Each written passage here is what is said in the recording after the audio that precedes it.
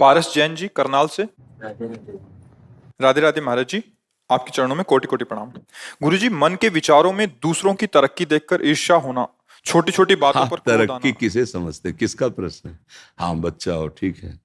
आप तरक्की किसको समझते हैं? आप बोलेंगे तब तो हम समझ पाएंगे ना कि आप तरक्की का मतलब क्या लिए हुए हैं।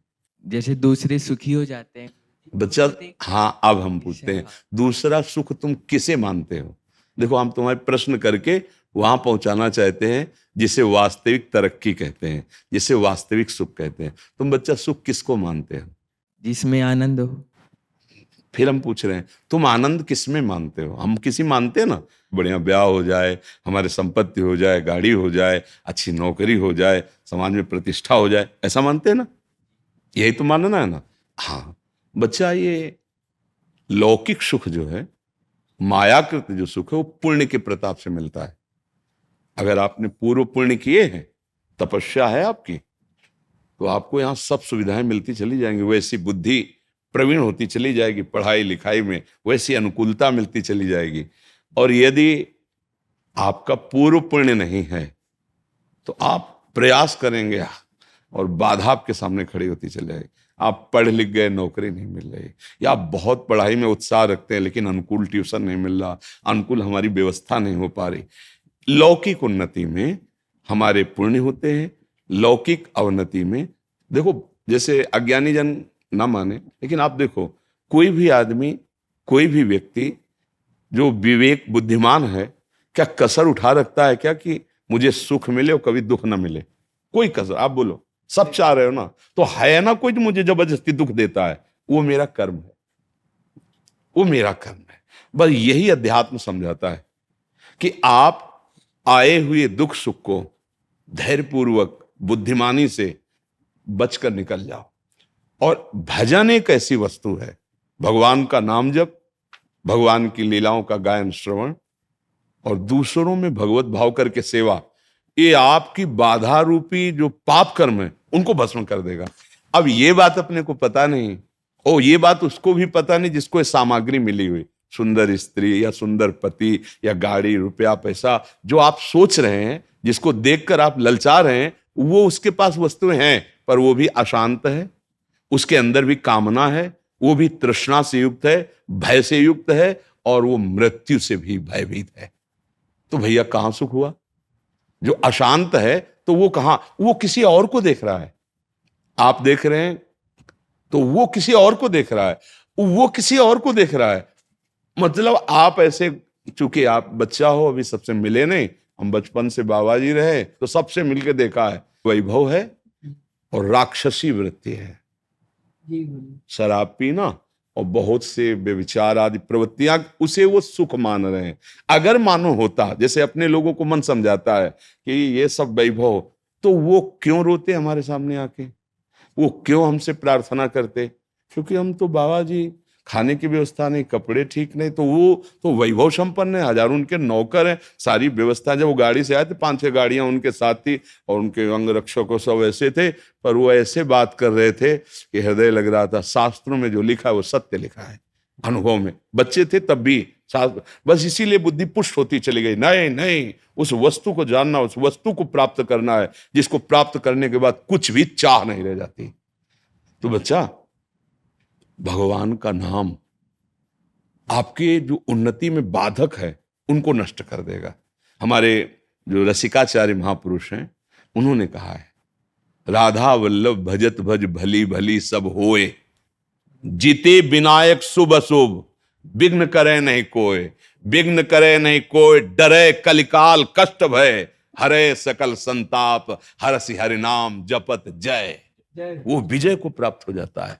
कोई भी विघ्न, देखो हम डरते हैं कि जैसे बताया गया कि कोई ग्रह तुम्हारे खिलाफ, अगर वो अनुकूल हो जाए तो तुम्हारी उन्नति हो जाए, तुम्हारी उन्नति में अमुक ग्रह बाधक, ऐसा है, ऐसा कोई झूठा नहीं है। ज्योतिष शास्त्र सत्य है, ग्रह नक्षत्रों का प्रभाव हमारे ही कर्म से विपरीत और अनुकूल होगा, वो ऐसे नहीं है। देखो, जितने भी ग्रह नक्षत्र हैं, जितने भी लोकपाल हैं, जितने भी काम क्रोध लोभ मोह मद मत्सर आदि हैं, ये भगवान का विभाग है, शासन विभाग। आप अभी अभी आप देखो, कानून के अनुकूल चलो ना तो आपका सहयोग करेंगे, और कानून के प्रतिकूल चलो तो वही थप्पड़ मारेंगे, नहीं मारेंगे।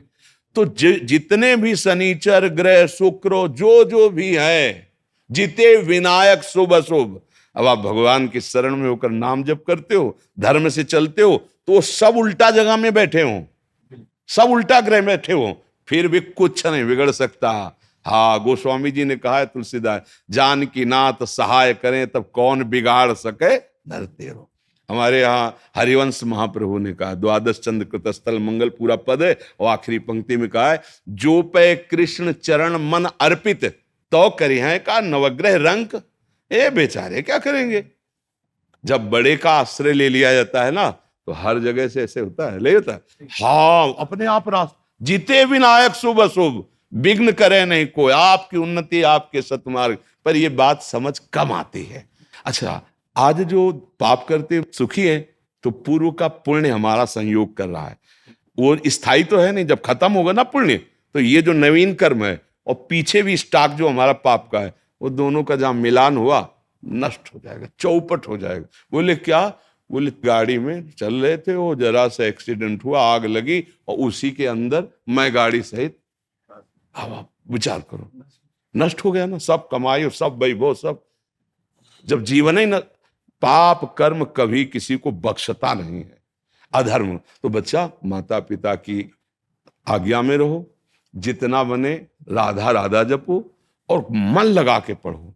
अगर आप ब्रह्मचर्य रहोगे, तो ब्रह्मचर्य में इतनी सामर्थ्य है कि एक बार जो सुन लिया गया, वो जीवन भर याद रहा है।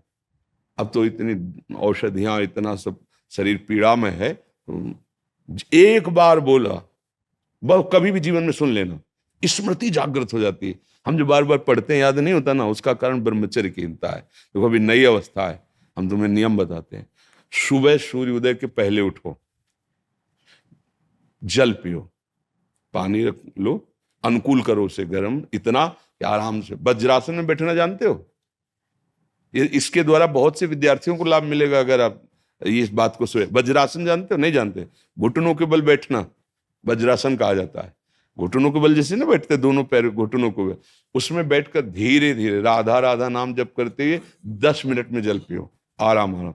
फिर टहलो, शौच स्नान करो, फिर इसके बाद 30 मिनट व्यायाम करो। ये सब सूर्योदय के पहले हो जाना चाहिए। कुछ दंड बैठक, कुछ उछल कूद, आसन, प्राणायाम, व्यायाम, और सात्विक भोजन, सतोगुणी भोजन। ये जो आजकल चला है ना बाजार का पिज्जा बर्गर, ये सब बच्चा, सब ये चीजें अपने लीवर को खराब करने वाली हैं। बहुत आधुनिकता फैल रही ना, ये नहीं, ऐसा नहीं। सात्विक भोजन जहां तक हो सके सात्विक भोजन पाओ।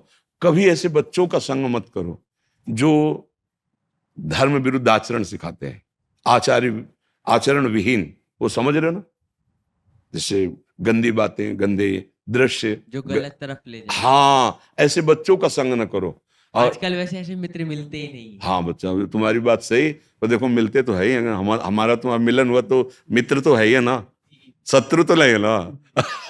तो अगर खोजोगे तो जिल खोजा तिल पाया, है नहीं? तो सही सलाह मिल रही। तो अब ये भी नहीं कह सकते कि अच्छे मित्र नहीं मिलते, पर अच्छे मित्र बड़े भाग्य से मिलते हैं, और वो बड़े भाग भगवान की कृपा से होती है, और वो कृपा आपके ऊपर है। अब स्नान किया, स्नान के बाद व्यायाम किया, फिर कुछ मिनट बैठ करके, पहले तो था कि भाई संध्या गायत्री जैसा, तो अपने धर्मानुकूल। अब वो अगर मान लो बुद्धि नहीं काम करे, तो राधा राधा राधा राधा राधा, थोड़ी देर प्रभु। माता पिता के माथा रख के प्रणाम करो, ऐसे नहीं। प्रातः काल उठ के रघुनाथा, मात पिता गुरु नाम। और भगवान को घर में सबके कुछ न कुछ भगवान के स्वरूप होते हैं, प्रणाम किया। और फिर विद्या को समझो कि आप बहुत बड़ी तपस्या कर रहे हैं। एकांत में बैठकर जो आपका स्वाध्याय है पूरी तन्मयता से करो। आप देखो बढ़ते हो कि नहीं बढ़ते। शरीर स्वस्थ, संयमी पुरुष, और अपने जो कर्तव्य कर्म को, जैसे आप विद्यार्थी तो आपका वो कर्तव्य, नियमित रूप से आप अपनी दिनचर्या बना लो। आप खुद देखोगे कि जीवन कैसे उन्नति? जीवन उन्नति का तात्पर्य सत्य मार्ग में चलना, हृदय आनंदित रहना। वही देशभक्त हो सकता है, वही समुदाय को सुख प्रदान कर सकता है, वही लोगों को तार सकता है। संयम से नहीं है, अपना ही हृदय जल रहा है, तो फिर कोई पद कोई भी वो मंगलदायक नहीं होगा।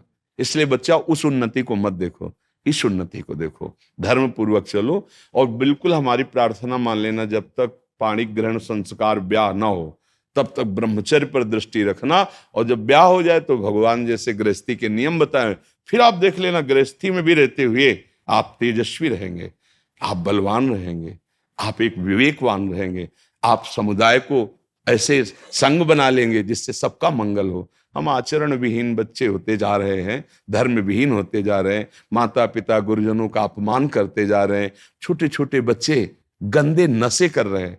अरे अभी तुम्हारा नवीन शरीर है, वो उत्थान को हो रहा है, तुम उसको पतन को ले जा रहे हो। गंदी बातें, गंदे नशे, मतलब स्कूल जा रहे हैं विद्याध्ययन के लिए, विद्या का फल है विनम्रता, वो है ही नहीं। विद्या का फल है दुर्व्यसनों से बचना, और दुर्व्यसन बढ़ा रहे हैं। तो ऐसे बच्चों से, ऐसी आदतों से बचो, भगवान का नाम लो, उनके आश्रित रहो, फिर जो उन्नति होगी चिंता मत करो। अविनाशी के बच्चा हो, अगर उन्नति चाहे तो ऐसी उन्नति होगी कि भगवान के परम पद से बढ़कर परमेष्टि पद भी ब्रह्मा का नहीं है, वो भक्तों को प्राप्त होता है।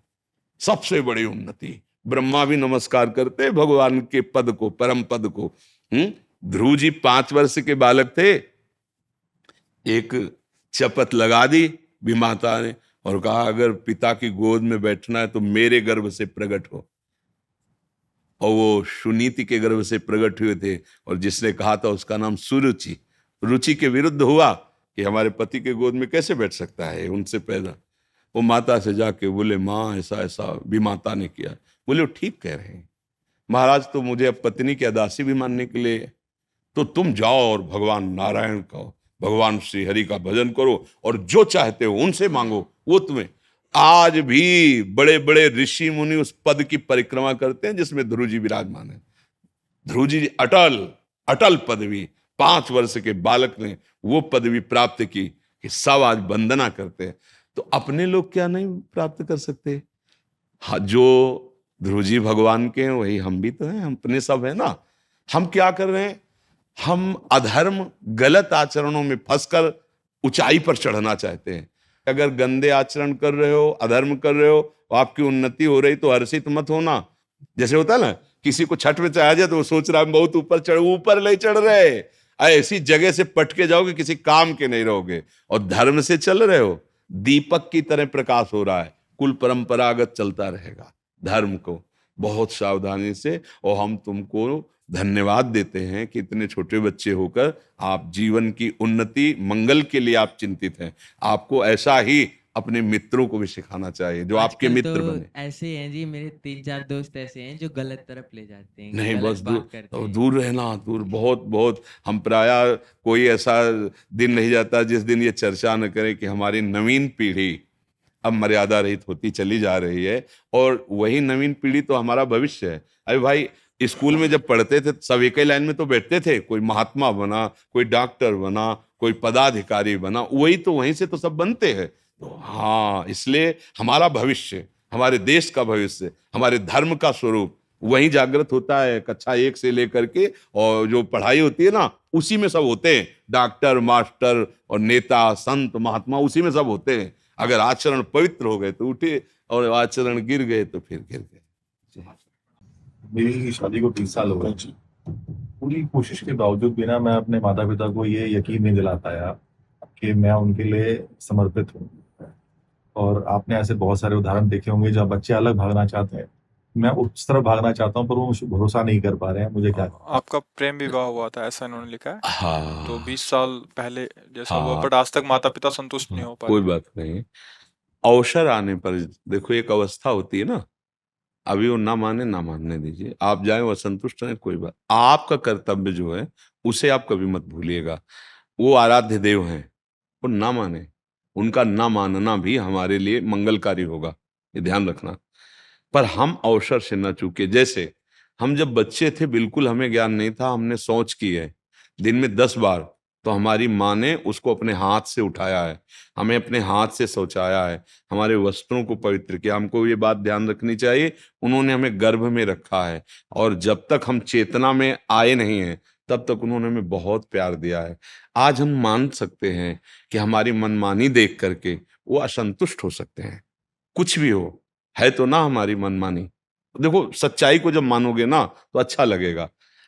हम कहीं ना कहीं अपने मन की है, उनको थोड़ा बुरा लगा है, पर हम बच्चे हैं, जैसे हमारी हर गलती वो क्षमा करते रहे, ऐसे वो ये भी गलती क्षमा कर देंगे। अब हम अपने कर्तव्य से न चूके। एक समय वो आएगा जिस समय आपकी अत्यंत आवश्यकता होगी, वो उठने लायक नहीं रहेंगे, वो शौच जाने लायक नहीं रहेंगे।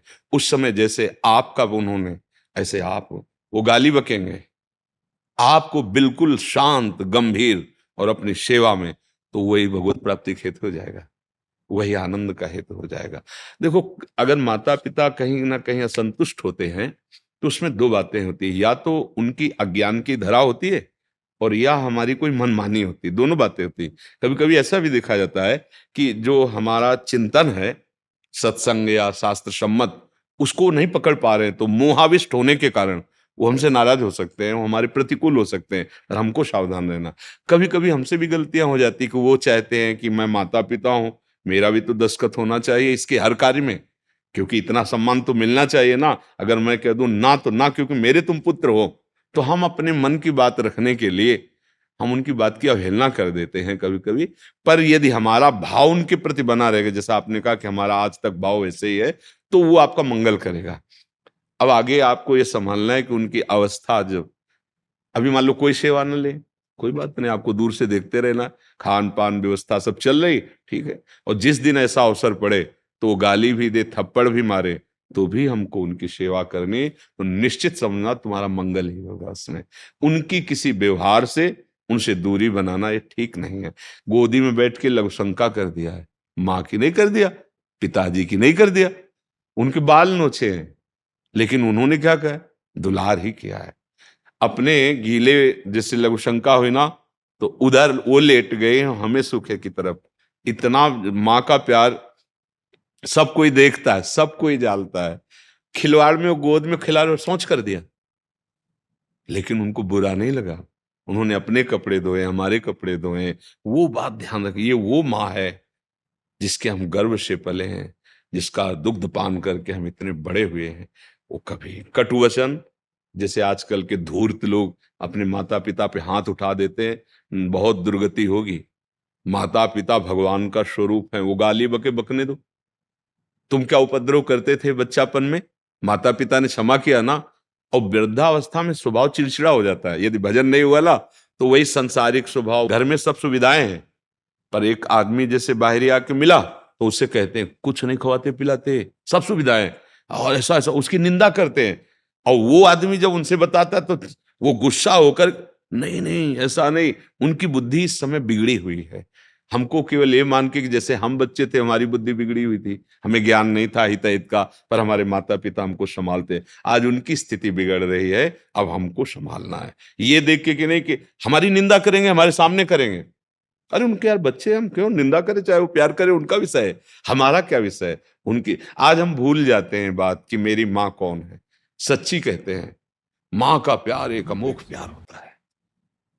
पिता का जीवन देखो, किसानी व्यापार नौकरी करके मेहनत करके आ रहा है, तो चार पैसे पाया तो सोचता है अपने बच्चों के लिए क्या ले जाऊं, घर में ले जाऊं, जब दौड़ के पापा पापा, तो एक नहीं, हृदय में वो सब उन्होंने किया है। अब आपको अपने बच्चे प्यारे लगने लगे और उनके प्रति उदासीन हो गए, तुम उनके बच्चे थे, ये भी तुम्हें ध्यान रखना है।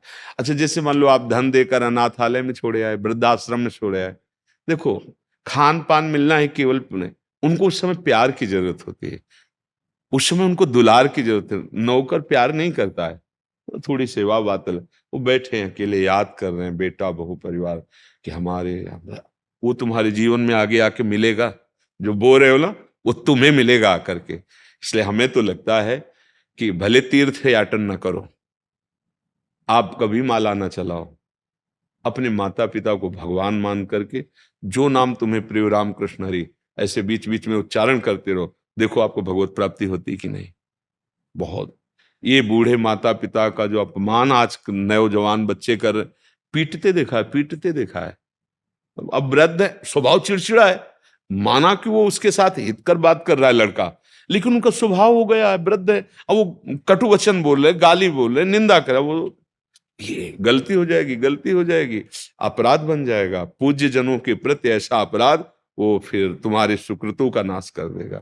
इसलिए बहुत धैर्यवान रहना, और जब अवसर मिले, देखो अपने को ये जताना नहीं किसी को कि हम बड़े माता पिता के सेवक। अगर हमें पता चल रहा है अर्थ है अभी खा पी रहे, चक्क चल रहा है, तो हमारी दृष्टि दूर से है, वो हमें पसंद नहीं करते तो ठीक हम दूर हैं। लेकिन जिस दिन हमें पता चला कि हमारी आवश्यकता है, तो हम हर कार्य रोक कर पहले उनकी सुख सुविधा को देखेंगे। तो ये पूजा बन जाएगी, ये भजन बन जाएगा। दक्ष जी अजमेर राजस्थान से। राधे राधे माधव। महर्षि राधे राधे। महर्षि भगवत प्राप्ति के मार्ग पर चलना चाहते हैं, परंतु मन में अत्यधिक विचलन आ जाती है। कभी दुख में, सुख में, जिम्मेदारी में उलझ जाते हैं। कोई स्पष्ट कारण नहीं मिल रहा जिससे मन पक्का हो जाए कि इस मार्ग पर क्यों चलना है। कृपया मार्गदर्शन करें। मरोगे ये पता है, स्पष्ट कारण तुम्हें बता रहे हैं। मरोगे, पर समय निश्चित नहीं है, घटना निश्चित नहीं है, तुम्हें पता नहीं, पहले से निश्चित है पर तुम्हें पता नहीं। तो बड़ा भयावह है ना, मरना पड़ेगा। जो जो तुमने जीवन में संग्रह किया है, प्यार किया है, अपनापन किया है, वो सब छूटेंगे। फिर कोई एक तो ऐसा होना चाहिए जो हमारा मित्र हो, जो हमारे मन की बात जानता हो, और जो सब कुछ करने में समर्थ हो, और सर्वज्ञ हो, सर्वत्र हो, महान शक्तिशाली हो। वो है हमारे प्रभु। मरने के बाद फिर कहाँ जाओगे तुम्हें पता है? पीछे जब मरे थे तब यहाँ आए हो तो तुम्हें पता है पीछे कौन थे? बिल्कुल हम लोग वर्तमान की बात को जानते हैं।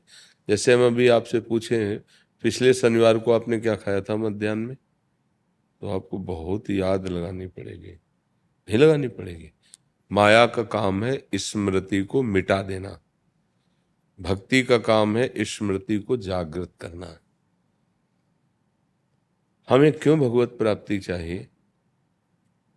किसी भी भोग को भोगने के बाद आपको तृप्ति मिलती है क्या?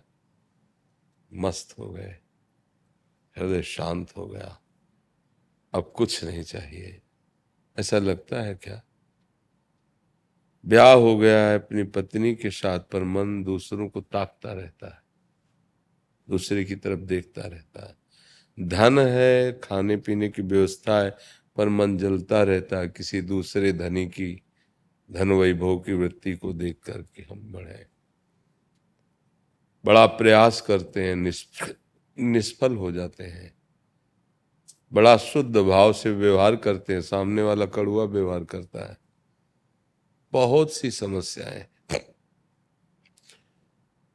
अब विचार करके देखें कि जब हम मरेंगे तो सब छूट ही जाएगा, शरीर भी छूट जाएगा, यहां से कुछ जाएगा तो है नहीं, तो मूर्खता पूर्ण तो जीवन व्यतीत हुआ। जैसे आपको अमेरिका भेजा जाए सरकारी काम के लिए कि आप अमुक कार्य करिए, तो आप कहते हो कि अब इतनी दूर तो हम जाएंगे, पर हमारे लिए व्यवस्था होनी चाहिए, स्त्री होनी चाहिए, पुत्र, परिवार, मकान, मतलब व्यवस्था। हाँ ठीक है, ये व्यवस्था ले जाओ, वहाँ आपको स्पेशल सब मिलेगा। आप वहाँ गए, बच्चा पैदा किए, पढ़ाए लिखाए, ब्याह किए, सब किए, अब सरकारी आदेश आ गया वापस आओ। आप वापस आए, जिस कार्य के लिए भेजा था, जिससे आपको पेमेंट मिलती थी, सुविधा मिलती थी, वो कार्य पूरा हुआ, तो आप कहें नहीं, तो आपको बख्श दिया जाएगा कि आपने बच्चा पैदा किए हैं, बच्चे पढ़ाए हैं, ब्याह किए हैं, और बहुत घर में आराम से रहें। आपको कारागार में बंद किया जाएगा क्योंकि आप सरकारी अपराध कर लिए हैं। ठीक ऐसे ही कबहू का करि करुणा नर देही, देत ईश बिनु हेतु सनेही। बिना किसी हेतु के हमको प्यार करके भगवान ने मानव देह दिया। जब हम माँ के गर्भ में थे तो 8वें महीने में चेतना जागृत होती है, एकदम ऐसे। उस समय उसको अनुभव हुआ कि मैं कितनी गंदी जगह में पैक हूं। माँ के वो सब पदार्थ लिबलिबे, उन्हीं के बीच में वो कुंडलाकार ऐसे रहता है बच्चा ऐसे। अब उसे भयंकर वेदना होती है और फिर भगवान की याद आती है, फिर कई जन्मों के कर्म याद आते हैं उसको कि मैंने ये किया ऐसा ऐसा। तो भगवान से प्रार्थना करता है कि एक बार मुझे माँ के गर्भ से निकाल दो, मैं जाकर के ऐसा कर्म करूंगा, ऐसा भजन करूंगा कि दोबारा माँ के गर्भ में ना आना पड़े। तो भगवान की कृपा से प्रसूति वायु धक्का मारती है, बाहर आ जाता है। जहां आया तो ज्ञान नष्ट हो गया, वो भगवान की छवि नष्ट हो गई, उसके दिमाग से हट गई। अब वो कहता कहाँ कहाँ कहाँ। बच्चा जब रोए तो देखना, लोग कहते थालियां बजाओ, उत्सव करो, बच्चा पैदा हुआ। बस फिर वो विस्मृति के गर्त में गया और थोड़ा बड़ा हुआ तो ये मम्मी, ये पापा, ये भैया, ये और बड़ा हुआ पत्नी में आसक्त हो गया, फिर धन कमाना, लोग, बस इसमें चला गया। फिर जब शरीर पूरा हुआ तो ऐसे कर्म बन गए कि अब दुर्गति होगी, अन्य योनियों में जाना होगा। तो कई ऐसे कारण कि हमको भगवत प्राप्ति करनी ही है। बिना भगवत प्राप्ति के न सुख मिलेगा न शांति। आप देखो, सब देख लो, अगर भजन नहीं है तो ये चीजें आपके अंदर जरूर होंगी। दुख का डर, अशांति, धन की चाह, भोगों की चाह, एक अलौकिक भय, एक विषाद, ये आपके हृदय में होंगे, क्योंकि भगवान से विमुख हो। भगवान के सन्मुख हो जाओ तो पहला लक्षण प्रकट होगा निर्भय। अब तुम्हारा भय खत्म हो जाएगा। फिर हो जाएगा निशोक, कोई शोक आपके हृदय में नहीं रहेगा। फिर आएगी निश्चिंतता, बेपरवाही। अरे भगवान है ना यार, खूब भजन कर रहे हो तो भगवान सब संभाल देंगे। विपरीत भावना का नाश, भगवान के विपरीत चलने की फिर हिम्मत नहीं रह जाती, वो अब पाप कर्म नहीं कर सकता। इसलिए हमें भगवत प्राप्ति बहुत जरूरी है कि हम जहाँ से जब से बिछड़े हैं आज तक नहीं मिले, अब अवसर है हम मिल लें प्रभु से, तो हमारी समस्या का समाधान हो जाए। ये आवागमन चक्र जो है, बार बार जन्मना, बार बार मरना, और कितना दुख है यार। ऐसे एक्सीडेंट हो जाते हैं, चकनाचूर शरीर हो जाता है, ऐसी घटनाएं घट जाती हैं, हाथ पैर सब बिगड़ जाते हैं, घसीट घसीट के जीवन व्यतीत करना। ऐसे रोग हो जाते हैं कि घर वाले मनाते हैं भगवान उठा लो इनको। ये प्यार है? ये कोई अपनापन है? बहुत बुरी दशा है अगर भजन न किया जाए। तो यहाँ सच्चा प्यार करने वाला कौन है बताओ? अगर आप अभी ऐसी विशेष परिस्थिति में आ जाए तो आपको अच्छे अच्छों का प्यार नजर आ जाएगा। कोई प्यार नहीं करता। 2-4 दिन, महीना 2 महीना तो दिखाया जाएगा भाई, इसके बाद आपको एक कोने में डाल दिया जाएगा और ये मनाया जाएगा कि भगवान इनको उठा ले। इसलिए भगवत प्राप्ति जरूरी है। सब दुखों से बचाने वाले भगवान हैं, पक्का समझ लो। अगर हम भगवान के भरोसे ना होते, उनके जन ना बनते, तो चाहे जितनी सुविधा कर देते हम डिप्रेशन में रहते, क्योंकि इतना भयानक कष्ट है। हर समय पीड़ा बनी रहती 24 घंटे। 18 वर्ष लड़ते हुए हो गए पर निराश नहीं है, हताश नहीं है। अब अगर इसके ऊपर कहीं बुखार आ जाए फिर क्या कहना, फिर तो भारी दर्द शुरू होता है, क्योंकि उसमें दम नहीं है ना किडनी में। पर उस समय भी आनंद रहता है। जैसे इस समय बैठे 3-4 दिन से चल रहा है बुखार, ये वो, पर दिनचर्या चल रही है। हम हार नहीं मान रहे हैं, हमारी श्री जी का बल है।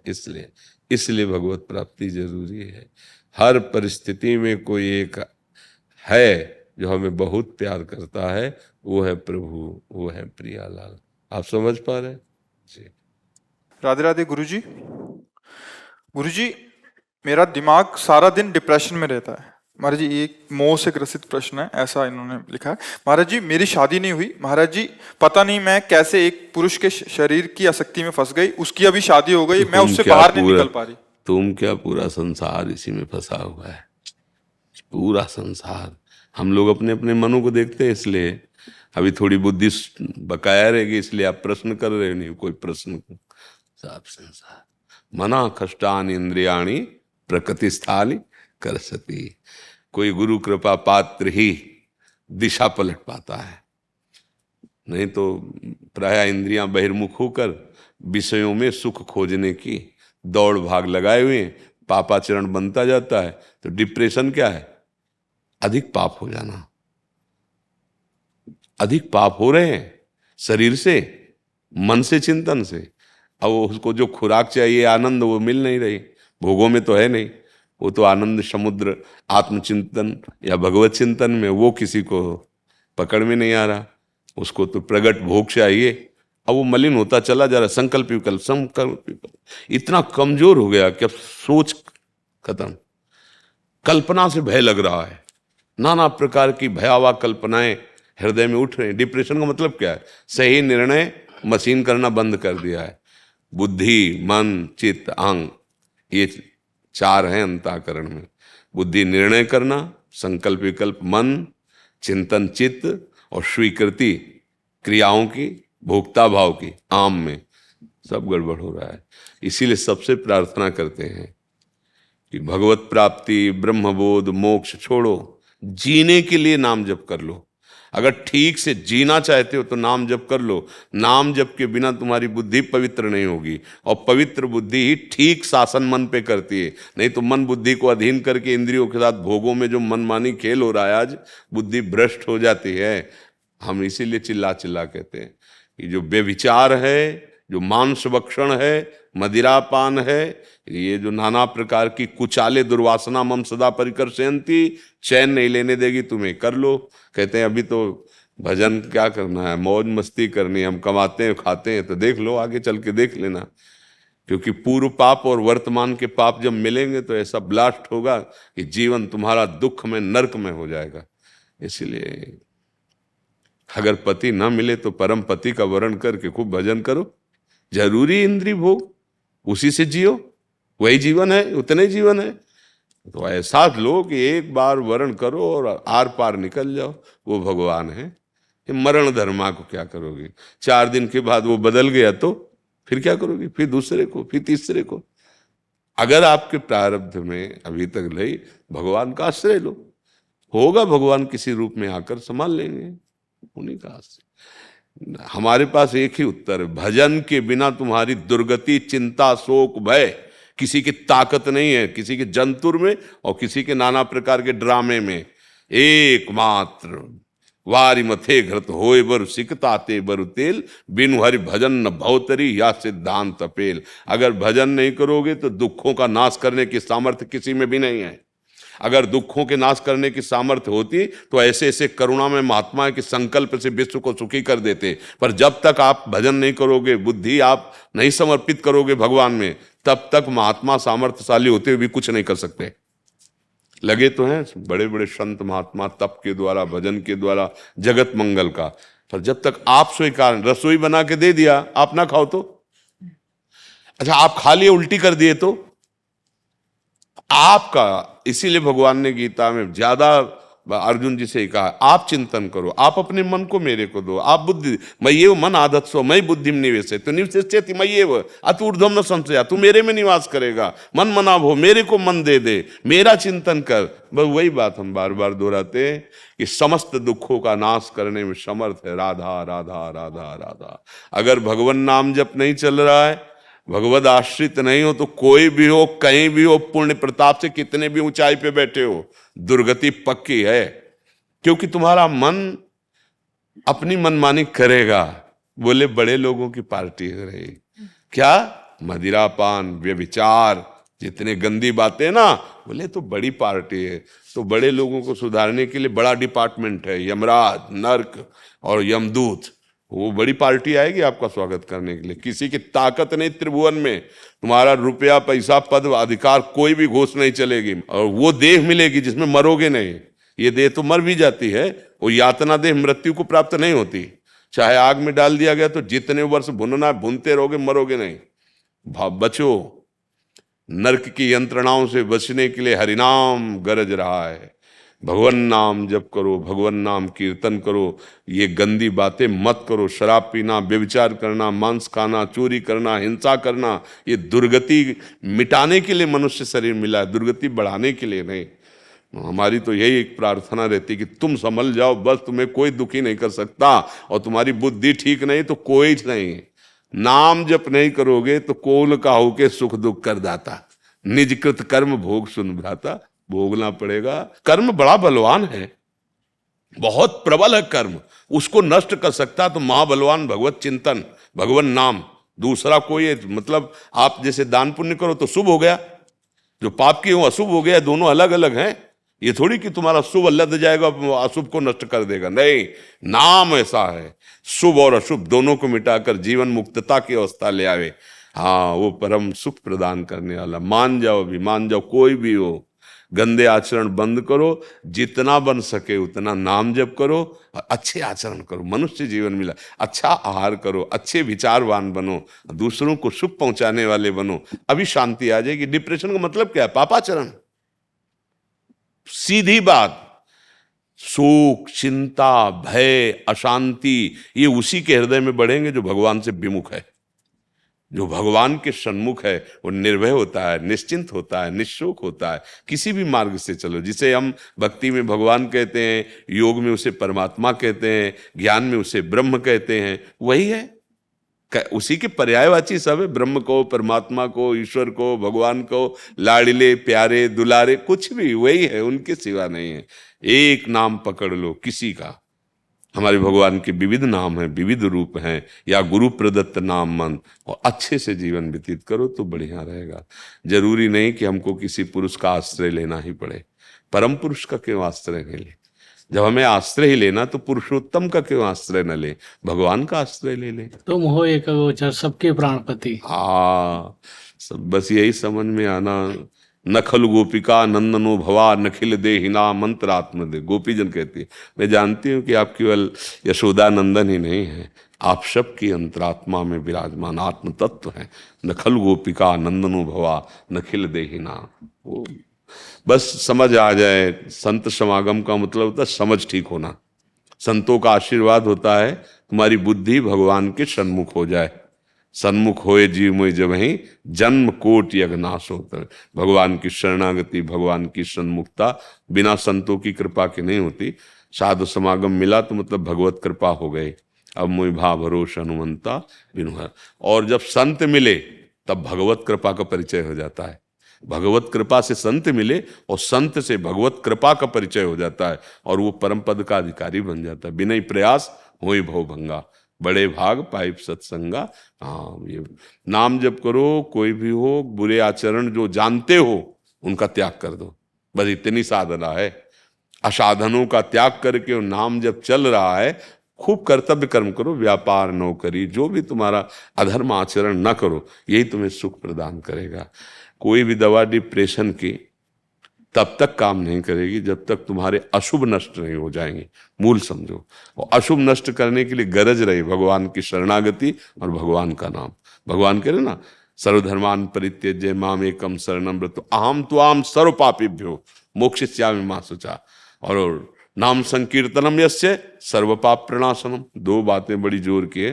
भगवान की शरण में हो जाओ और भगवान का नाम कीर्तन करो। नाम जब किसी भी मार्ग का पथिक को मानो, संन्यास मार्ग का पथिक है तो प्रणव भी तो भगवान का ही नाम है ना। ओम भगवान का ही तो नाम है ना। हाँ, तो सब हमारे भगवान के अनंत नाम है, कोई भी एक नाम जपो। तो बिना नाम जप करे किसी का मंगल नहीं। जैसे देखो नारायण नारायण कहते ना सन्यासी, स्वामी जी ओम नमो नारायण तो बोले नारायण नारायण, बिना नाम के नहीं। इतने बड़े परम सन्यासी अवधूत स्थिति में श्री सनक सनंदन सनातन सनत कुमार जी रहते दिगंबर, और हरिशरणम हरिशरणम हरिशरणम, बिना हरिशरण के। शुरू से निर्व्यभिचारी रहा हूँ, कुसंग के संग जी आप तो सुधार अब करो। बाबा मेरी स्थिति बहुत डाउन हो गई है। मेरे सपन दोष होते हैं और मेरी स्थिति बिल्कुल मेरा सिर मुझे हाँ, नींद नहीं मतलब आती देखो रात देखो रात ये को। गलत अभ्यास का परिणाम है। अभी कुछ नहीं बिगड़ा है। आप महाराज जी नपुंसकता आ गई बिल्कुल। अच्छा हम चीख-चीख करके जब कह देखो यद्यपि हमारा विषय नहीं है, हमारा विषय प्रिया प्रीतम वैराग्य मार्ग के पथिक है, पर इसलिए करुणा करके हृदय में कि जैसे अपने परिवार का सदस्य कोई गिर रहा हो, तो फिर उसकी बात सुननी चाहिए और उसको सहयोग देना चाहिए, जो भगवान ने हमें ज्ञान दिया है उसके अनुसार। इसीलिए कई वीडियो ऐसे पड़े हैं, पर वो इसीलिए, "ए सावधान हो जाओ, नहीं गृहस्थी लायक नहीं रहोगे।" अब उस शब्द को आप जो आप बोल रहे हैं, उसी पे उतार लीजिए। आप असावधान हुए तो देखो आप खुद कह रहे हैं तो शांत हो जाइए। जैसी भी परिस्थिति है अपने ही कर्म की है, अब संयम से चलने लगिए। आज तक कुछ मिला क्या आपको? कुछ हाथ लगा कि अब मैं कृतकृत हो गया, मैं सुखी हो गया? आप लोग तो गृहस्थी में रहे हो, मनमानी आचरण किए हो, हर तरह से आप सुख लेने की चेष्टा की है, हर क्रियाओं में। आज बताओ, पश्चाताप, चिंता, शोक और आप ऐसे कर रहे हैं। स्मृति का डाउन हो जाना, अब बोलो जिंदगी क्या रह गई है? आप भोगों की चिंतन करके जलेंगे क्योंकि भोगने की योग्यता नहीं रह गई। बोलो परिणाम आया ना, हानिकारक है ना। हाँ, इसी से हम कहते हैं गृहस्थ में भी पशुता मत लाओ, संयम से चलो। इसीलिए कहते हैं कि बच्चों को समझाइए कि जब तक पाणी ग्रहण ना हो तब तक ब्रह्मचर्य पर ध्यान दें, तो उनकी योग्यता रहेगी संतानोत्पत्ति की। गृहस्थ में वो संयम से बर्ताव करते हुए अच्छे गृहस्थ बनेंगे। जब बच्चापन से ही गंदी बात होती रही तो मतलब फिर ये योग्यता ही नष्ट कर देते हैं क्योंकि वो पाप कर्म बन रहे हैं। अब चलो संयम से रहो, थोड़ा व्यायाम करो, कुछ दिन संयम से रहो और कुछ औषधियां सपोर्ट के लिए ले लीजिए, वैद्यों से मिलिए। वैद्यों आयुर्वेद में ऐसी बड़ी सामर्थ्यशाली औषधियां हैं, अच्छे वैद्य से मिलिए और नाम जप कीजिए। नाम भगवान का परम मंगल करने। इन गंदी बातों से किसी का मंगल नहीं होता। आजकल नए बच्चे सुनते नहीं हैं, तो इसीलिए हम कहते हैं कि आप लोग अपने जीवन की नींव बर्बाद कर रहे हैं। नए बच्चे जो है ना, मान लो आप लोगों की तो अवस्था थोड़ा बड़ी हो गई। अभी हमारे पास ऐसे बच्चे आए हैं जो 12, 13, 14 और हालत ये है कि जो तुम्हारी हालत है, वही हालत उनकी हो गई। अब बच्चे खिलवाड़-खिलवाड़ में उन छोटे बच्चों से सीख गए, अब उनको तो बस उसी में लग गए। ये बहुत हानि हो रही है और हम इसीलिए इस विषय पर बोल पड़ते हैं कि यही हमारी समाज आगे चलकर हमारे देश सेवा में, हमारे समाज सेवा में यही नौजवान आएँगे, यही हमारे राष्ट्र सैनिक बनेंगे, यही हमारे राष्ट्र नेता बनेंगे, यही महात्मा बन सकते हैं। पर जब आचरण विहीन जीवन, तो अब बताओ सोचने की शक्ति खत्म हो जाती है। कुछ भी कार्य करने का उत्साह नहीं रहता। शरीर के जोड़ों में दर्द शुरू हो जाता है। ज़रा-सी बात में भयानक गुस्सा पैदा होती है। मतलब पूरा का पूरा वो जीवन बर्बाद सा हो जाता है। अभी समय है, चलो, अभी समय है। नाम जप करते रहो, किसी अच्छे आयुर्वेदिक डॉक्टर से मिलो, वैद्य से, उससे औषधियाँ लो, संयम से चलो। कोई ऐसी हरकत ना करो। तो धीरे-धीरे चूँकि अब कम चांस है। जैसे नई अवस्था में सुधरने के चांस रहते हैं। अब आपकी कितनी आयु है? वो अभी नहीं है तो अवस्था है, पर देखो हालत ऐसी हो गई है। 37 तो मतलब अब भरपूर यौवन अवस्था का स्वरूप समझो। तो ये देखो बचपन की गलती का परिणाम ये है। खैर आप लोगों नाम जप करो, निराश मत होना। बौद्धिक स्तर निराश ना होने पाए, नहीं तो जीवन ही फिर ये कभी-कभी गलत सलाह देने लगता है कि अब तो हमारा जीवन ही बेकार हो गया। तो चलो जीवन ही खत्म कर देते हैं। कितने ऐसे बच्चे आए, नहीं, नहीं, नहीं। ये जीवन केवल भोगों के लिए नहीं मिला है। राम कृष्ण हरि राधा राधा राधा और कुछ भी असंभव नहीं नाम से। ये भी बात तुम्हें बता दे, जहां औषधि काम नहीं करती वहां नाम काम करता है। नाम से कुछ भी असंभव नहीं। लाडली लाल महामहिमा में है। रितेश त्रिवेदी जी, ऐसी था रिवाज। परम पूज्य गुरुदेव, आपके चरणों में कोटि-कोटि प्रणाम। गुरुदेव, इस संघर्ष भरे जीवन में मुझे अधम को भगवत प्राप्ति किस प्रकार हो सकती है? अपनी जिम्मेदारियों का निर्वहन आपने आपके बताए अनुसार करने का प्रयास कर रहा हूं, परंतु जब भी मैं अपने भजन को बैठाने का प्रयास करता हूं, विभिन्न प्रतिकूलताएं आ जाती हैं। मन बहुत अशांत हो जाता है उस समय। नहीं, प्रतिकूलताएं तभी हमें कष्ट देती हैं जब हम अनुकूलता का भोग करते हैं। अगर अनुकूलता का सदुपयोग कर दे तो प्रतिकूलता विक्षेप नहीं डाल सकती। प्रतिकूलता में और भजन होता है। सच्ची मानना, दुख में, विपत्ति में बहुत सुंदर भजन होता है। जब कोई सहयोगी नहीं होता और विपत्ति दुख घेरे होती है, तब सामने केवल भगवान ही होते हैं, नाथ। इसीलिए कुंती जी ने भगवान जब सिंहासन पर विराजमान युधिष्ठिर को करके द्वारिका जाने लगे, तो कुंती माता से मिली, उनकी बुआ है, उन्हें हाथ जोड़ के कहा था, प्रभु आप सबके हृदय की बात जानते हैं, मैं आपसे एक वर चाहती हूँ, मुझे कदम कदम पे विपत्ति मिले। उनका आप ऐसा क्यों? बोले जब विपत्ति होती है तो मैं दौड़ती हुई आपको अपने सामने देखती हूँ, आज संपत्ति आ गई तो आप पीठ करके जा रहे हो, मुझे ऐसी संपत्ति नहीं चाहिए, मुझे वो विपत्ति चाहिए जिसमें आपका पीताम्बर फहरा रहा है आप हमारी तरफ। हम लोग संसार की मानवीय अनुकूलता के भोगी हैं, तो विपत्ति भयावह लगती है, दुखद लगती है। नहीं, विपत्ति वो औषधि है जो भगवान से प्यार करा देती है। सच्ची मानना, जब कोई सहयोगी नहीं होता और आसपास हृदय देखता है कि कोई प्यार करने वाला नहीं, जिधर देखो उधर तिरस्कार अपमान, तब एक गली दिखाई देती है, वो होती है कृष्ण की, वो होती प्रभु की, नाथ अब तो बस जीत गया। तो मुझे तो लगता है कि विपत्ति और अपमान और तिरस्कार ये अमृत है, सम्मान और संपत्ति और नमस्कार ये फंसाने वाला विष है। महापुरुषों ने भी कहा, सम्मानम कल्याति घोर गर्लम नीचापमानम सुधा, सुधा माने अमृत। क्यों हमें विपत्ति दुखी कर सकती है? क्योंकि हमारे लिए विपत्ति दुख में लग रही है, क्योंकि हमने सुख भोगा है अनुकूलता का, इसलिए दुख है। क्यों हमें मृत्यु भयावह लग रही है? क्योंकि हम भोगों में भोग सुख करके जीना चाहते हैं। क्या है मृत्यु? ये कोई प्रवचन की बात नहीं है। जब वस्तु तत्व आ जाएगा हृदय में तो समझ में आपको आ जाएगा। अच्छा, विपत्ति और संपत्ति दोनों हमारे ही कर्म का परिणाम है। जो हमने अपने शरीर से शुभ कर्म किए तो संपत्ति सुख सम्मान के रूप में आते हैं, और जो हमने पाप कर्म किए वो विपत्ति दुख अपमान के रूप में आते हैं। तो जो बोया वही काट रहे हैं, परेशानी क्या है? बोए बबूल और चाहे दाग छुहारा, कैसे हो सकता है? अगर हम दाग छुहारा बोया है तो एक कांटा नहीं मिलेगा, दाग छुहारा ही आएगा। अगर बबूल बोया है तो किसी न किसी जन्म में तो हमने बोया है एक बबूल, तभी तो कांटा लगेगा। इसलिए हमें बहुत बुद्धिमान धैर्यवान होना चाहिए।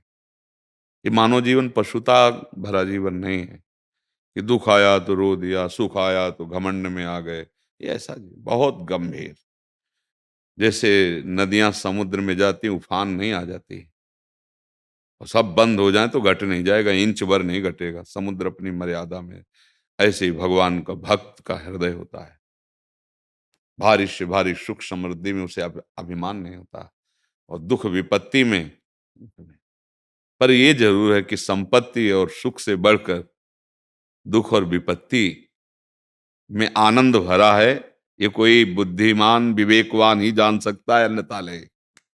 जहां प्रभुता मिली, मद आया, अहंकार आया तो शुरू हो गया मदिरा पीना, बेविचार करना, जुआ करना, प्रभुता प्रभुता। और जब विपत्ति घेरे हुए कोई कुछ नहीं, तो फिर ऐसे आता है कोई प्रभु, है कोई भगवान, मेरा सहयोग कर दे। मुझे निश्चित निश्चित भगवान का मार्ग खुलना इसी में है। मुझे लगता है कि विपत्ति कोई दुखद वस्तु नहीं है। अब जैसे किसी का बिछुड़ जाना, पुत्र का, पत्नी का, पति का, मित्र का, कोई भी प्रिय का, तो इसका नाम क्या है तुम्हें पता नहीं? मृत्यु लोक। सुना नहीं किस लोक में तुम्हारा जन्म हुआ है? मृत्यु लोक। मृत्यु माने मरना, इसमें सबको मरना ही पड़ेगा। जब जितनी आयु मरना पड़ेगा तो शोक काहे को करते हो? जो जन्मा है वो शरीर मरेगा, तुम्हारा कभी मरण हो नहीं सकता। तुम अपने को जान नहीं पा रहे, इसलिए दुख नाम की कोई चीज नहीं, सच्ची समझ लेना। हम दुख मानते हैं, कल्पनात्मक हमें दुख प्राप्त होता है, क्योंकि हमने कल्पनात्मक सुख मान लिया ना। ये सब कल्पनात्मक ही तो है। विचार कीजिए, मुझे मेरा ब्याह हो जाए मैं सुखी हो जाऊंगा, तो आप देख लो। मुझे ये पद मिल जाए, उनको देख लो, पूछो। यहाँ तो भगवत कृपा से सब जनों से संभाषण होता है ना, जब एक्सरा होता है तब पता चलता है कि बहुत ठीक हो जो तुम्हें वैभव नहीं मिला है, बहुत ठीक हो। नहीं तो जो आप ऐसे पर्चा रखते हैं ना अपने हृदय का, तब लगता है ओहो, तब ये काम बना सकते थे इस पद में बैठकर भगवान की साक्षी वृत्ति से धर्म पूर्वक, तो यही इनको भगवत प्राप्ति के मारा तो चौपट कर दिया। अब आप संसार के समाचार सुनते हो कि खुद देख लो संसार में, ये सुख दुख भ्रमात्मक है, इस पर मत फंसो, भगवान के चिंतन में फर्क मत आने दो। बोलो कौन सी विपत्ति तुम्हें परेशान करती है? माना हुआ सुख, मानी हुई मान्यता, उस पर ठेस पहुंची, वही विपत्ति है। ये मरेगा आज नहीं तो कल निश्चित इसका समय है। जितने शरीर हैं सब छूटेंगे, यार क्या इस पे शोक करना है? जितने दिन हमारा जीवन है हम राधा राधा कह के जिएंगे। हमारे कर्मानुसार जो अच्छा या बुरा हमारे सामने पेश किया जाता है, हम कला सीखेंगे, ना अच्छे में फंसे ना बुरे में निकल जाए। बिल्कुल मुझे तो ऐसा लगता है कि बड़ी कृपा है, भगवान ने हमें पग पग पर विपत्ति दी। सच्ची मानना, अंतिम निर्णय तुम्हें बता रहा हूं। हाँ, भगवान जब विपत्ति देते हैं तो एक रास्ता भी दे देते हैं परम संपत्ति का, क्योंकि हम सब उनके बच्चे हैं। पर हम लोग उस रास्ते को न देखकर उधर ही भागते हैं जिधर विपत्ति हमको रगड़ दे, नष्ट कर दे। हमको वो रास्ता अच्छा नहीं लगता जो विपत्ति का नाश करने वाला है। कोई विपत्ति नहीं, कोई दुख नहीं, ये बिल्कुल सच्ची मानिए, कोई ऐसे कष्ट नहीं जो बाल्यावस्था से आज तक मिले ना हो। कोई कष्ट ऐसे नहीं, प्रकृति का सीधा वार सहना। पर एक ही बात थी, मुझे भगवत प्राप्ति करनी, कुछ भी हो जाए मुझे ब्रह्म साक्षात्कार करना। लक्ष्य दृढ़, कोई नहीं गिरा पाया, विपत्ति नहीं। अगर हमारा लक्ष्य भोग है तब तो फिर हम परास्त हो ही जाएंगे। सुख सुविधा भोग ये परास्त कर देते हैं। मुझे लगता है कि अनुकूलता का सदुपयोग करें तो प्रतिकूलता कभी आपको दुखी नहीं कर सकती। संपत्ति का सदुपयोग कर दें तो विपत्ति आपको छू नहीं सकती। पर हम लोग संपत्ति का, अनुकूलता का, सुख का भोग कर लेते हैं तो दुख और विपत्ति ये हमें फिर परेशान कर देती है। ये कोई परेशानी नहीं, कोई परेशानी नहीं। हमें आप बताइए कि क्या परेशानी हो सकती है?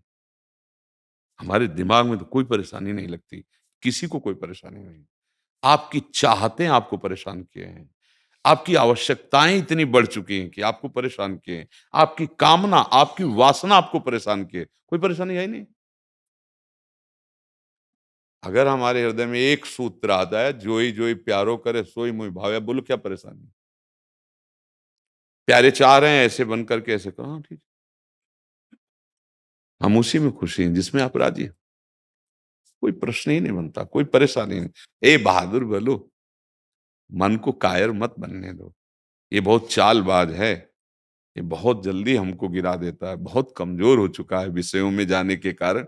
बहादुर बनो, हमें बताओ आप कौन सी विपत्ति आपको परेशान की है, हमें ये बता दो कि अगर ये विपत्ति दूर हो जाए तो मैं जीवन के लिए सुखी हो जाऊं, फिर हम आपको उत्तर दे दें। एक एक कदम पर आपका मन आपको धोखा दे रहा है, सबसे बड़ा विपत्ति देने वाला वो है, उसको सुधार लो, कोई विपत्ति नहीं है, कोई विपत्ति। सच्ची कहता हूं, जब कोई भारी दुख, भारी कष्ट होता है तो जैसे माँ अपने बच्चे का गोद रख के दुलार करती है ना, वो दुख से पीड़ित होता है, ऐसे भगवान हाँ अपने भक्तों को दुलार। ये सब जो सत्य के मार्ग में चल रहे हैं, ये ऐसे नहीं चल रहे कि खोखा होके चल रहे हो, प्रतिपल दुलार भगवान का। सोचो मन सच्चिदानंद सुख में निमग्न, अब क्या विपत्ति करेगी? कुछ नहीं कष्ट है, कुछ नहीं होगी। आखिरकार अपने लोगों को जाना है, तैयारी कर लो, राधा राधा राधा। और ये भारी युद्ध है, दो चार घाव भी हो जाए तो कदम आगे बढ़ाओ। सूरवीर, भागोगे तो भी नहीं बचोगे, तो फिर छाती में बाण सहो, पीछे काय पीठ में कायरता वाला। हम देखें कोई विपत्ति नहीं, आप हमको बता दीजिए कि ये विपत्ति हमको परास्त कर रही है। अज्ञान के सिवा और मन की विषय भोग प्रीताओं के सिवा कोई हमें विपत्ति बताइए कि आपको परास्त कर देगी। यही परास्त कर रही है, बड़े बड़ों को धूल धूसरित कर रही है। यही इसी ने पाप कर्म करा के विपत्ति की रचना करवा दी। मूल को सुधार लो। हम पत्ते नहीं झाड़ते, मूल वृक्ष उखाड़ना है, पत्ते नहीं झाड़ना।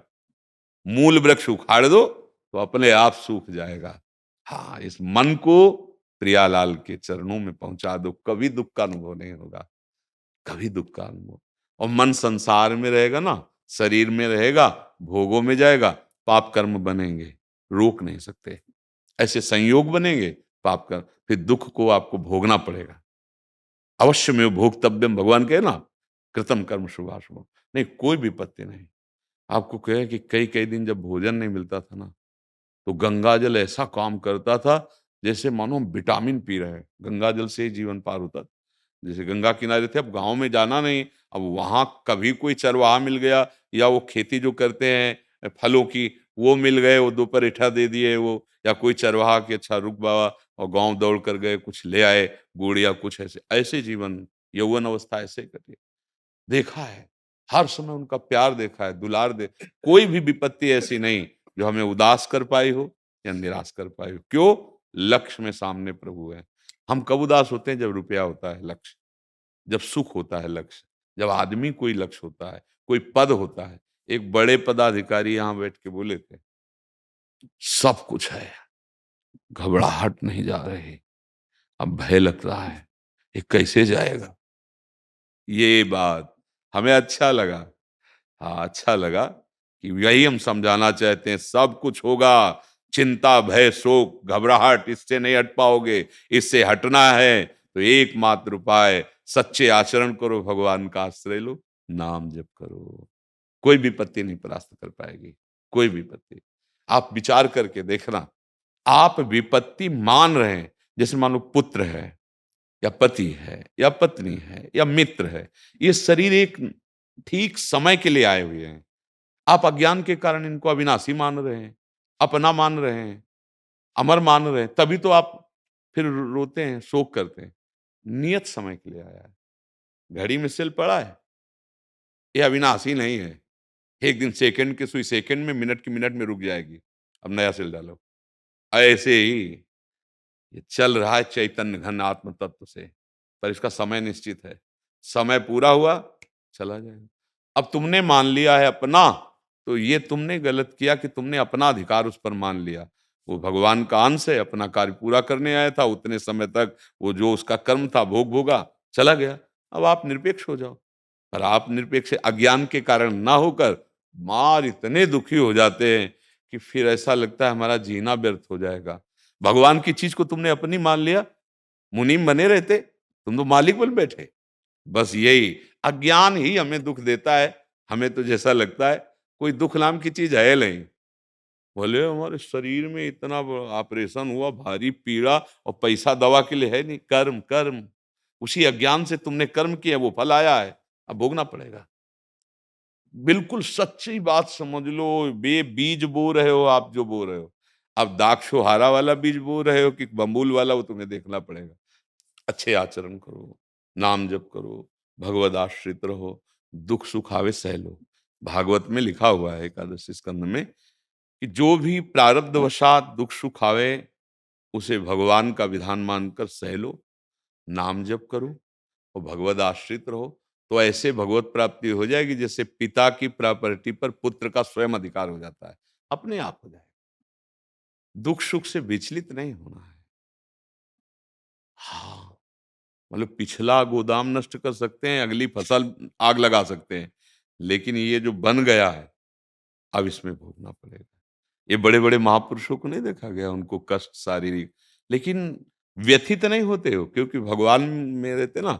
हम लोग इसी के सुख भोग रहे हैं, इसलिए व्यथित हो जाते हैं कि हमारे सुख का क्षेत्र तो शरीर अब नष्ट होने जा रहा है, अब क्या होगा, घबराहट पैदा हो गई।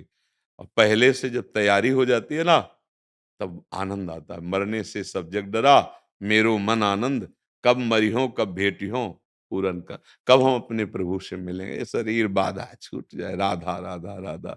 दुखी मत हो, आनंदित रहो, मन को प्रभु में लगाओ। जिन्होंने बिना किसी सहयोग के अखिल ब्रह्मांडों की रचना कर दी, उन प्रभु के आप जन हैं। आज कोई वस्तु नष्ट हुई है तो उनको देना होगा, तो कल बहुतायत में वो आ जाएगी, चिंता मत करो। ये किसी ने रचा थोड़ी हो, भगवान के इतने में निमेष में अनंत ब्रह्मांड पलक झपकते रच गए। उन प्रभु के आप हैं, उन प्रियाजू के हैं, जिनके प्रभु ऐसे प्रभु अधीन है। मुझे लगता है शोक करने की तो कोई गुंजाइश नहीं। आज प्रभु रखना चाहते हैं मुझे भूखा, तो फिर हम नहीं खाना चाहेंगे। आज भूखे रह के राधा राधा जपेंगे, और जब प्रभु की इच्छा होगी तो 56 भोग की व्यवस्था कर देंगे। अवसर आया तो मालिक ने दिखा दिया कि मेरा भक्त ऐसा ना समझे कि अनाथ है, भिक्षुक है, कैसी उनकी। ये हम इसलिए बता दिया करते कि अपना उदाहरण देने से तुम्हें विश्वास हो जाए। आप ये न सोचना कि तपस्या के कारण या ऐसा, आश्रय केवल है, आश्रय। आश्रय से बात बन जाती है, अगर भरोसा प्रभु का तो बात बन गई। ध्रुव जी उत्तराखंड से। राधे राधे। गुरुदेव राधे राधे, आपके चरणों में कोटि कोटि प्रणाम। गुरुदेव, अगर कभी ऐसी स्थिति आ जाए जब हमें लगे कि हमारे बड़े लोग किसी जगह पर गलत हैं, तो क्या हमें उन्हें बोल देना चाहिए? जरूरत पड़े तो प्रार्थना कर देनी चाहिए, जरूर करनी चाहिए। मुझे ऐसा लगता है कि ये जो आप क्रिया कर रहे हैं या जो आप हमारे लिए भी आदेश कर रहे हैं, ये शास्त्र सम्मत नहीं है। आप इस पर विचार कीजिए, ऐसा बोला जा सकता है। फिर यदि वो हमारी प्रार्थना नहीं मानते हैं, तो हम भगवत भाव करके उदासीन हो जाते हैं, क्योंकि आगे फिर हमारा कर्तव्य बिगड़ जाएगा अगर हम विरोध, अपमान आदि करने लगे। पर ऐसी कोई बात हो जिसमें विरोध से ही बचाव पक्ष दृढ़ होगा। कई ऐसे विषय होते हैं, जब तक विषय खोला ना जाए तो उसका सही निर्णय नहीं होता, पर हम संकेत में कहते हैं। अगर ऐसा विषय है कि विरोध करने से धर्म की रक्षा हो जाएगी, तो फिर वो विरोध कर ही देना चाहिए। अगर ऐसा लगता है कि इस क्रिया से हमारा पक्ष नहीं बिगड़ेगा, तो हम धर्मयुक्त प्रार्थना उनसे कर देते हैं। लेकिन ऐसा लगता है कि नहीं अब बिगड़ जाएगा, फिर विरोध कर देना चाहिए। जैसे पिता है, अब पिता के द्वारा बच्चे सुरक्षित रहना ये स्वाभाविक धर्म बनता है। अगर पिता अपने बच्चे या बच्ची उनको पोषण की जगह शोषण कर रहा है, अब वहां प्रार्थना नहीं करनी चाहिए, वहां विरोध प्रकट करना चाहिए, क्योंकि अब वो दंड के अधिकारी प्रार्थना से नहीं सुधरेंगे, तो उनका दंड विधान अनिवार्य है। उनकी बुद्धि पशुवत हो गई है, राक्षसी हो गई है, और वो दंड से, साधन से ही सुधरेगी। पर ऐसे कि जैसे पिता हमारे गलत आहार खाते हैं, पीते हैं, तो हम प्रार्थना कर सकते हैं, और हम स्वयं वो नहीं करेंगे, बस इस तरह। अगर वो ऐसा है तो फिर वो, पर हम उनका अपमान नहीं करेंगे, क्योंकि उनका गलत अभ्यास खान-पान का रहा है, वो नहीं छोड़ना चाहते हैं, पर हमें सत्संग मिल गया और हमारी समझ में आ गई कि ये नहीं करना चाहिए, तो हम स्वयं नहीं करेंगे, एक बार प्रार्थना करेंगे, बस फिर निरपेक्ष हो जाएँगे। जैसी सेवा बननी चाहिए, वो सेवा हम उनकी करते रहेंगे। लेकिन कुछ ऐसा है जहाँ विरोध से ही बनेगा, और कुछ ऐसा है जहाँ प्रार्थना करके हमको उस बात से निरपेक्ष हो जाना चाहिए। अगर हम कटुता का व्यवहार करते हैं तो अपने धर्म से चले जाएँगे। ये दोनों बातों को अच्छी तरह समझा जाए तो फिर बात हमसे निरपराध बात हो जाएगी। जी। अब जैसे गुरु पद है, ये मंगल भवन भगवान की प्राप्ति के लिए है। गुरु की सब आज्ञाओं का पालन करना परम कर्तव्य होता है। पर यदि कहीं ऐसा धर्म विरुद्ध आदेश है,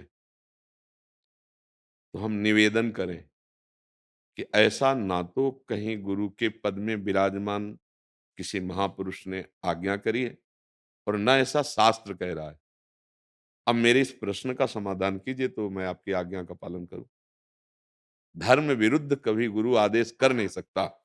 अगर है तो तत्काल वहां प्रश्न करना चाहिए, फिर जो उत्तर उस पर विचार करें। अगर वो उत्तर शास्त्र सम्मत नहीं है तो तत्काल दूरी बना ले। छल हो रहा है, सत्य का उपदेश नहीं है, क्योंकि कभी भी सत मार्ग पर आरूढ़ असत का उपदेश कर ही नहीं सकता। भूल न दे कुमारग पाऊं, बस ऐसी सूक्ष्मता से दर्शन करना है। सत्संग हमारे अंदर विवेक जागृत करता है, तो सत्संग गुरु के वचन, संत के वचन, शास्त्र के वचन, इनका मिलान होना चाहिए। ठीक, फिर जो वचन वही मन और वही आचरण, इनका मिलान होना चाहिए।